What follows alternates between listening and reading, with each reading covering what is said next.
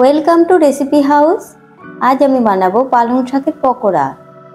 পালং শাকের পকোড়া বানাবার জন্য 200 গ্রাম পালং শাক ছোট করে কেটে নিয়েছি। এবার এতে দিয়ে দেবো 100 গ্রাম বেসন, 50 গ্রাম চালের গুঁড়ি, একটি কুচিয়ে রাখা পেঁয়াজ, 2 থেকে 3টে কাঁচা লঙ্কা কুচি, পরিমাণ মতো নুন, হাফ চামচ করে হলুদ গুঁড়ো, লঙ্কা গুঁড়ো, সামান্য চাট মশলা, হাফ চামচ গরম মশলা, 1 চামচ আদা রসুনের পেস্ট।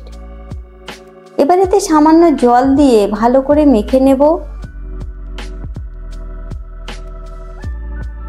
এরপর পালং শাকের পকোড়াগুলি ভাজার জন্য একটি কড়ায় তেল গরম করে নিয়ে পকোড়াগুলিকে অল্প অল্প করে ছাড়তে থাকবো।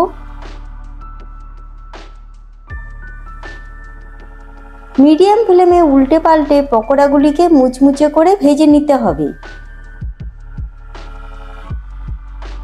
পালং শাকের পকোড়াগুলি ভাজা হয়ে গিয়েছে, এবার এগুলিকে তুলে নেব। পকোড়াগুলি বানানো হয়ে গিয়েছে, এবার এগুলি পরিবেশনের জন্য একদম রেডি। যদি আমার তৈরি রেসিপিটি আপনাদের ভালো লেগে থাকে তাহলে ভিডিওটিকে লাইক এবং শেয়ার করবেন। এই রকম সুস্বাদু রেসিপি পাওয়ার জন্য আমাদের চ্যানেল রেসিপি হাউসকে সাবস্ক্রাইব করতে ভুলবেন না।